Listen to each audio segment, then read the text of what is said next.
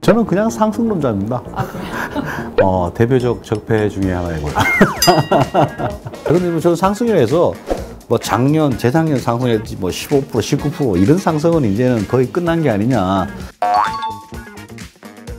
그 지역들은 제가 보기에는 이제 고점에 대한 부담감이 아닌가. 거시경제 하락은 충분히 올 가능성이 있고요. 정리하는 과정이 이제 보통 굉장히 힘들거든요. 10년 평균을 한번 계산해 봤어요. 여기서 물어보실 것 같아요. 25만 2천 원 정도는 뭐 지금 바짝하면 될 것 같기도 하고. 네, 안녕하세요. 브릿지 조한송 기자입니다. 오늘은 새해인 만큼 지난해 주택시장을 좀 짧게 정리를 해보고 올해 이제 주택시장의 주요 변수들은 없는지 또 시장 흐름은 어떨지 좀 체크해 보도록 하겠습니다. 네, 제 옆에 심규원 교수님 나와 계십니다. 안녕하세요. 안녕하세요. 네. 네, 반갑습니다. 네. 예. 교수님을 모르는 분은 아마 없을 것 같기는 한데 그래도 뭐 간략하게 좀 소개를 부탁드릴게요. 예, 저는 건국대 부동산학과의 교수로 있는 심교원입니다. 대표적 적폐 중에 하나이고요. 그 집값에 대해서 뭐 예측은 항상 틀리는 편인데 그래도 해석을 잘한다. 그래서 사람들이 잘 봐주는 것 같습니다. 예, 반갑습니다. 네. 예. 초면에 어려운 질문이지만 좀 여쭤보고 싶은 게 상승론자로 많이 생각을 하시잖아요. 예. 네. 거기에 대해서는 평소에 좀 어떻게 생각하시는지 부담이 좀 있으신지. 저는 그냥 상승론자입니다. 아, 그래요? 뭐 단기적 조정은 있더라도 우리가 알고 있는 대부분의 자산들은 중장기적으로 상승하게 되어 있다. 역사적 기록들이 있습니다. 어떤 기록이? 뭐 한 100년에서 350년 연구한 사람들이 무진장 많습니다. 집값은 결국 올랐다. 대도시나 이렇게 발전하는 공업이나 서비스에 발전하는 그런 도시들은 계속 상승하더라. 그리고 어떤 연구 결과를 봐도 장기적 하락으로 돌아서는 그런 것들은 뭐 일본이나 이런 사례들이 간혹 있긴 하지만은 세계적으로 쳐다보긴 드물다. 그렇게 보고 있습니다. 지난해 주택시장도 조금 정리를 해볼까 하는데요. 가장 좀 아쉬웠던 부분과 좀 긍정적으로 평가될 만한 요소들 한 가지씩 있다면 뭐가 있을까요? 지난해는 긍정적인 것이라고 봐야 될지는 모르겠는데 이게 선거 지지도에 따라 가지고 정책이 좀 뭐 왔다 갔다 하는 게 많더라고요. 그 말은 뭔가 하면 국민들이 지지율을 잘 조절하시면은 시장에 좀 친화적이거나 시장 안정적인 정책이 나올 수 있고 지지율이 좀 이상하게 되면은 지금까지 정부에서 했던 것들이 더 강화되는 정책으로 갈 수도 있다. 그런 것들 같습니다. 근데 가장 아쉬웠던 것도 또 이제 그 측면인데 근원을 흔드는 그런 발언들이 많이 나오는 것 같습니다. 특히 지난해 말 같은 경우에는 여당 후보, 야당 후보 대선 지지도가 뭐 비슷하고 막 이러잖아요. 그러니까 경쟁적으로 뭔가 시장 친화적인 얘기가 나왔다가 없어졌다 나왔다 없어졌다. 시장을 정상화시키기 위해서 두 후보가 여야 후보가 하고 있지만은 오히려 시장은 더 얼어붙는 거래 뭐 절벽이었다 그러면은 시장에서는 야, 둘 중에 누가 되든 뭔가 되면 바뀔 것 같아. 그럼 지금 당장 시장 정상화를 위해서 물건을 내놓거나 그럴 가능성은 점점 줄어들고 올해 대선, 뭐 올해 지방선거 있잖아요. 그때까지는 아마 시장은 눈치 보기 극단적인 그런 상황이 계속될 것 같습니다. 그게 너무 정치적으로 가가지고 지금 좀 아쉽다. 그렇습니다. 최근에 이제 뭐 거래량 급감하고 이제 뭐 상승률 둔화하고 그리고 일부 지역은 조금 보합세가 나타난 것도 있고 또 미분양이 좀 늘어난다 뭐 지방에서 이런 원인은 그럼 앞서 설명해 주신 어떤 정치적인 어떤 그런 이슈 때문이라고? 저는 단기적으로는 정치라는 팩트가 영향을 줄 수 있지만은 중장기적으로는 그렇게 크진 않아요. 그리고 정치적으로 탁 어떤 충격을 주면은 한번 이렇게 영향을 딱 주고 소멸합니다, 보통. 처음에 유동성 때문에 많이 올랐지만은 지금은 그 재료는 좀 약화된 상태. 가구 분화도 엄청나게 커서 이제 많이 올랐지만은 지금은 약화된 상태. 그럼 지금 이제 오르고 내리고 하는 것들 있잖아요. 거기에서 가장 큰 상승 압력은 아마 전세난 쪽이 아닌가. 전세난은 내년까지는 계속 될 것 같고. 근데 지금 이제 또 이렇게 하락세 모습을 보이는 지역이 많거든요.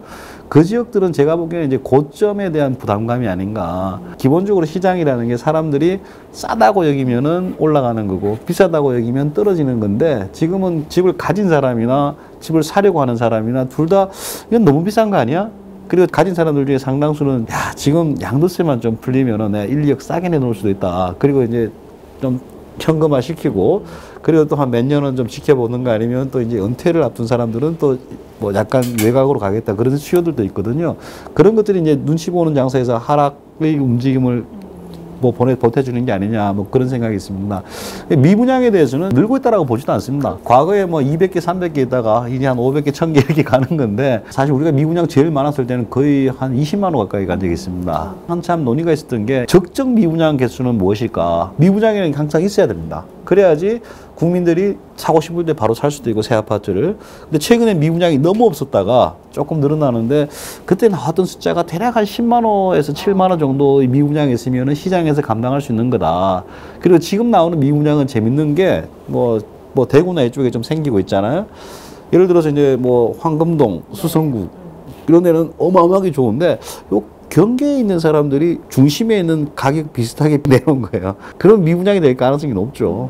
근데 가격이라든가 입지라든가 그게 미스매치가 좀 발생하면서 미분양이 늘어나가는데 이게 이제 추세적 하락을 얘기하는 건지 아닌지는 좀 지켜봐야 되고 그리고 이제 우리가 제일 관심 가져야 될 거는 이제 거시경제하고 뭐 대선이라든가 이런 것들을 좀 지켜봐야 되는 게 아닌가 그렇습니다. 고점에 대한 부담감, 그러니까 가격정이 일부 나타난 거다라고 예. 하셨는데 서울뿐만 아니라 이제 수도권 전반적으로 좀 확산이 된 상태예요. 예.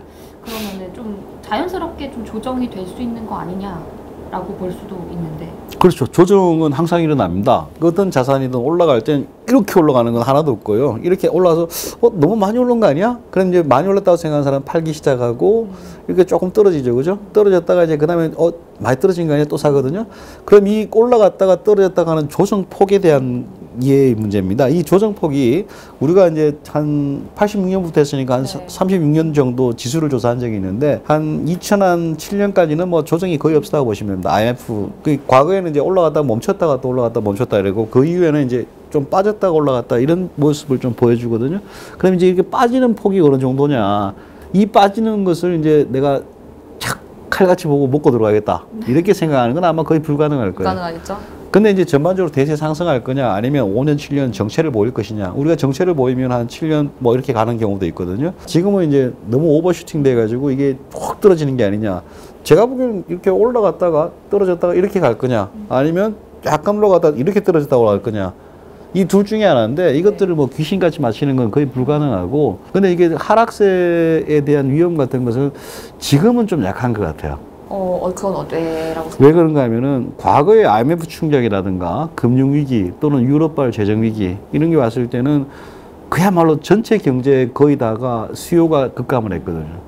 근데 지금은 코로나잖아요. 코로나의 저성장인데 돈은 많이 풀었고 제 주변을 봐도 대기업 다니는 친구들은 연말 인센티브를 어마어마하게 받습니다. 그 말은 뭔가 하면은 과거의 경제 위기가 왔을 때는 전부 다 돈이 없어진 거야.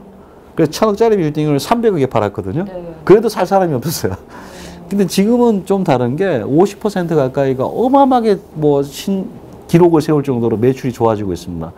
그 친구들이 하방을 굉장히 받쳐줄 가능성이 커요. 그 말은 이제 조정이 오더라도 우리가 생각하는 IMF 때나 유럽발 재정위기 때처럼 이 조정은 아닐 것이다. 당장 제 주변에도 야 어디 뭐 집값 조금만 떨어져 주면은 작년에 인센티브 받은 거하고 올해 인센티브 받은 거하고 대출 좀 끌어가지고 사겠다. 이런 친구들이 꽤 많습니다. 그러니까 과거의 하락세하고는 좀 다른 모습의 하락세일 가능성이 높다. 그렇게 보여지고 있습니다. 그러니까 단기 뭐 조정이 오더라도 그게 세지는 않을 거다. 근데 장기적으로 우리가 5년, 7년 동안 GDP가 마이너스 성장하거나 10% 올렸다든가 기준금리를 우리가 80년대 때 초반에는 기준금리가 한 17, 8%였습니다. 17% 뭐 그렇게 된다면 아마 집값도 꼬꾸라지고 다 꼬꾸라질 텐데 아마 세계적으로 그렇게 할 수 있는 정부는 없을 겁니다. 거시경제의 하락은 충분히 올 가능성이 있고요. 지금 돈 푼 건 어떻게든지 정리가 되는데 정리하는 과정이 이제 보통 굉장히 힘들거든요. 그래서 경제의 수축기가 올 텐데 과거의 수축기가 왔을 때 부동산 가격의 하락세하고 지금 수축기가 오더라도 그 하락 패턴은 좀 다를 것이다. 올해 그래서 뭐 46만 호를 뭐 공급하겠다 입주는 아니지만 이런 것들이 좀 효과가 있을 거라고 보시는지. 지금 공급 물량 자체 우리가 많을 때는요 한 76만 호 공급했습니다 1년에. 적을 때는 한 3, 40만 호. 그래서 46만 호라는 건 그냥 일반적인 수준보다 아니면 조금 낮거나 적은 편이거나 그렇게 볼 수 있고 어느 입지에 어느만큼 공급하느냐가 중요한데 거기에 있어서는 시장의 어떤 공급에 대한 우려를 잠재울 만큼 그런 뭐 좀 영향력 있는 건 별로 없는 것 같아요. 그래서 이런 공급 부족으로 인해서 또는 유동성이 풍부한 그런 수요 증가로 인해서 하는 상승은 여전히 좀 살아있다. 그 대신 반대로 이제 뭐 너무 올랐으니까 좀 조정받아야 되는 거 아니야? 뭐 거기에 대해서는 이제 약간의 하방 압력은 존재하겠죠. 그런데 뭐 저는 상승이라 해서 뭐 작년, 재작년 상승했지 뭐 15%, 19% 이런 상승은 이제는 거의 끝난 게 아니냐. 상승하더라도 조금 상승하는 정도지. 적어도 한 5% 미만 내외 뭐 그 정도. 또 10%, 20% 올라가고 그런 것들은 당분간은 불가능한 상황 같습니다. 그래서 지난해도 집값 잡기 안정화하는 데는 실패를 했다고 봐야 되는데 그래서 올해는 조금 어떤 부분을 좀 개선해야 시장이 안정화된다고? 뭐 공급은 그 현 정부에서도 어마어마하게 공급 물량을 잡아놓고 있습니다. 작년에 나오던 2차 대책, 네. 재작년에 나오던 뭐 90대책인가 두 개 합치면 205만 원과 210만 원이에요. 그 정도 하면 어마어마하게 시장 안정화 효과는 있습니다. 그래서 공급을 뭐 좀 빨리 하는데 노력을 좀 기울일 필요가 있고 또 하나는 이제 그 사이에 사람들이 힘들거든요. 입주하기 전까지. 근데 그럼 그 사이에 정책을 뭘 해야 되느냐. 한시적으로라도 시장을 안정화시킬 수 있는 정책이 뭐가 있겠는가. 세제하고 뭐 대강 그런 것 같아요.